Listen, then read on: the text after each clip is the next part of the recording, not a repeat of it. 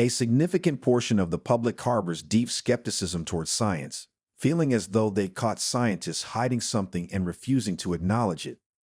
Many people aren't just upset, they're completely disillusioned. I hear this sentiment frequently, and it's not limited to those who take alternative health supplements or belong to so-called anti-woke groups. This is a widespread attitude. People simply don't want to engage with scientific discussions anymore. They're indifferent to whether research labs receive funding. What they really want to know is why they were misled or why the scientific community struggles to admit its mistakes. Ultimately, they just want honesty and accountability. Lockdowns, a critical review. Let's talk honestly about lockdowns, masks, and vaccines, because I believe people deserve transparency, especially if we're ever going to rebuild trust. So first off, let me clarify. I wouldn't be speaking out like this unless I truly believed it needed to be said. From the beginning, I've strongly opposed lockdowns, mask mandates, and vaccine requirements. I also criticized the way public health agencies often ignored real science during the pandemic. On top of that, I pushed for accountability from our scientific institutions, especially concerning risky research that may have led to the pandemic, like the lab leak theory. But for now, let's narrow it down and focus on lockdowns, specifically school closures. I want to highlight just how damaging those were and stressed that these harms were predictable even at the time. Now here's what we're seeing. American students, especially those from minority communities, are now lagging behind academically by at least 2 years. During the pandemic, we expected 5- and 6-year-olds to learn how to read over Zoom. We acted like in-person education wasn't essential anymore. In California, for example, my own children couldn't attend public school for over a year and a half. And when they did return, they were separated by plexiglass, eating lunch in isolation, unable to connect with friends. The underlying message was clear. School isn't important, and neither is your future. Meanwhile, in Sweden, they handled things differently. Under the leadership of Anders Tegnell, Sweden kept schools open for all children under 16. That decision reflected a totally different mindset, one that prioritized kids' education and mental well-being. How public health got it wrong. School closures, masks, and academic freedom back in summer 2020, Finnish and Swedish health officials compared their school closure policies. Finland had shut down schools in spring 2020. Sweden kept them open. The result? No significant difference in COVID outcomes. Teachers in Sweden, who stayed in the classroom, didn't suffer worse health than any other group. This was crucial evidence. We already knew, from decades of research, that even short-term school disruptions hurt children's development and future well-being. And yet, despite the data, most schools across the U.S. stayed closed. Meanwhile, many countries in Europe began reopening schools that autumn. By late spring 2020, the science was clear. Closing schools was a huge mistake. But when I co-authored the Great Barrington Declaration in October 2020, alongside Dr. Sumitra Gupta, Oxford, and Dr. Martin Kulldorff, Harvard, we were branded as anti-science simply for pointing this out. Academic freedom? Not so much. Yes, I faced pressure, especially at Stanford. Were there direct threats to my job? Not exactly. No one told me, stop talking or you're fired. But when I participated in a COVID policy roundtable with Governor Ron DeSantis in March 2021 and publicly stated that there was no solid evidence supporting masks for young children, the backlash was swift. Here's the truth. No randomized controlled study showed that masking young children reduced COVID spread. While Europe generally recommended masking kids over age 12, the U.S. went extreme, suggesting masks for children as young as 2. In response to my public comments, over 100 of my own colleagues signed a secret petition demanding the university president silence me. I wasn't officially contacted by the administration, but I found out from friends who leaked it. I then went public with the story. The president gave a weak, politically correct statement about respecting academic freedom, while also pushing the importance of following public health orders. Translation? Play nice or stay quiet. From 2020 through 2023, Stanford refused to host any real scientific debates about alternative COVID policies. They only allowed an open discussion in 2024, when I organized it myself. Despite requesting conferences in 2021 and 2022, my efforts were ignored. So no, I wasn't formally fired, but the institutional pressure was real. And the message was loud and clear. If you challenge the mainstream narrative, even with data on your side, you'll be punished. The truth about academic freedom during COVID. My experience at Stanford, let's be honest, academic freedom didn't hold up during the pandemic. At least not for those of us who spoke out against the official narrative. In 2020, I was personally asked by the dean of Stanford's medical school to stop speaking to the press. That alone crosses a major line, but it didn't stop there. When I led a study on COVID antibodies, research that has since been replicated dozens of times globally, the administration interfered before the study was even submitted for publication. They basically ordered me to redo it. That's not scientific critique. That's institutional censorship. I've written about this in an article titled How Stanford Failed the Academic Freedom Test. Anyone who wants to know the full story should start there. And I wasn't alone. Remember Scott Atlas, a colleague from the radiology department who served on President Trump's coronavirus task force. A petition to have him removed from his role circulated through Stanford email. That kind of targeted activism against faculty for their views was becoming common. So what does academic freedom really mean? Is it just about still collecting a paycheck or being allowed to post on social media?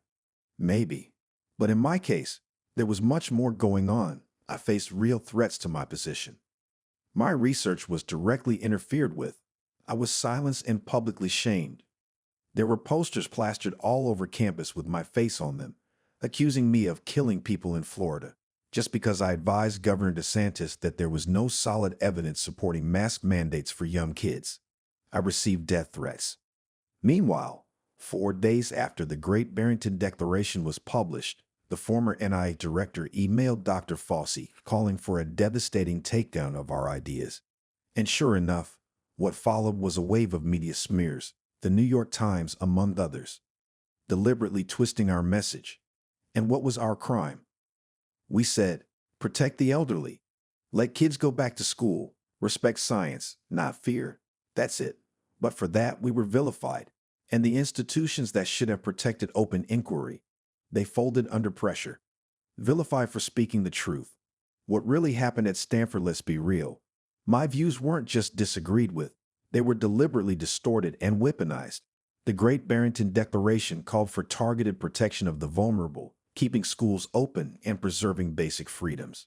But in the media, it was twisted into propaganda that said we wanted to let the virus rip. That mischaracterization wasn't just dishonest. It was dangerous. It led to death threats. At the same time, posters appeared all over the Stanford campus with my face on them, painting me as some kind of public enemy. When I reported this to campus police and the medical school administration, their response wasn't to protect me. They sent me to a counselor and told me to reduce my online presence. Let that sink in. Stanford failed the academic freedom test. Full stop. Back in 2020, former Stanford President John Hennessy, someone I deeply respect, approached me. He wanted to organize a panel with multiple perspectives on managing the pandemic. He saw the value in open debate, but even he, one of the most beloved figures at Stanford, couldn't get it done. The pressure to silence dissenting voices was that strong. We had prominent faculty like Dr. John Ioannidis, Dr. Scott Atlas, and Nobel laureate Michael Levitt, who all questioned lockdowns, but we were shut out. There was no institutional effort to host honest debates, no platform for disagreement on one of the biggest public health decisions in a generation. Instead of encouraging dialogue, the university avoided it entirely. And look, I get that not everyone is an expert in virology or epidemiology. That's not the point. The burden wasn't on individual podcasters, journalists, or outsiders to hold these conversations. It was on the university, the one place that should have been a safe haven for diverse, data-driven ideas. So why didn't it happen? People ask me, was it about money, reputation, vaccine research ties? It's not just Stanford. Many universities help develop and promote the vaccine technology. That's fine. But it also means they had incentives, funding, prestige, political favor, to keep the narrative tight. And when that narrative was challenged, they didn't just ignore it. They attacked those who challenged it. If we can't have hard conversations in our universities, then where can we have them? By 2021, vaccine mandates were everywhere. If you wanted to keep your job, you had to get vaccinated, unless you managed to claim a rare medical exemption or a religious exception. People responded however they could. Some took the shots, some faked vaccine cards, some even got dose after dose just to stay employed. It became a situation no one really had control over, even if they pretended otherwise. I was outspoken about it. I opposed the mandates. I opposed the mask requirements. I opposed the lockdowns. I spoke out in public, and I testified in court. I was involved in several legal cases, including one that challenged the federal vaccine mandate. The policies weren't just flawed, they were dangerous. What bothered me most was what we weren't talking about: the silent, devastating impact of lockdowns on people around the world. As early as April 2020, it was clear to anyone paying attention that millions were being pushed into extreme poverty and starvation, not because of the virus, but because of the response. The economic collapse triggered by lockdowns crushed small businesses, destroyed supply chains, and stripped millions of their basic ability to survive. But somehow, that part of the story didn't make headlines. Lockdowns became a luxury only the well-off could afford. If you worked in tech or academia or media, you stayed home and logged into Zoom. But the people who cleaned your buildings, delivered your food, or ran your daycare had no such option. They were left behind, struggling while the rest of the world posted slogans about staying safe. And here's the part no one wants to admit: the lockdowns, at this scale and duration, had never been part of any serious pandemic plan before. We made it up as we went, and we ignored every warning sign in the process. From the very start, I could see that this would hurt the poor, children, and working-class families the most. And still, almost no one in leadership paused to reconsider. People often ask why universities didn't push back, why public debate was shut down. The answer is uncomfortable. Somewhere along the way, we stopped allowing disagreement. Questioning the official story became a threat. Challenging public health orthodoxy meant being branded as dangerous. Being called an expert didn't matter anymore, unless you agreed with the narrative. It became a power game. If you spoke up, you were labeled misinformation. If you brought data, they silenced you anyway. If you were right, they said it didn't matter. The word expert stopped meaning someone with deep knowledge. It became a badge that could be taken away the moment you stepped out of line. And that's the real tragedy. It wasn't just a public health crisis. It was a crisis of trust, of truth, of who's allowed to speak. We didn't just lock down our cities. We locked down our thinking. I've been a tenured faculty member at Stanford School of Medicine for decades. I'm a full professor. I published in top-tier journals, medical journals, health policy journals, statistics, economics, you name it. But somehow, during the pandemic, that wasn't enough. It wasn't enough to protect my voice. It wasn't enough to guarantee space for debate. It didn't matter how long I've been contributing to science.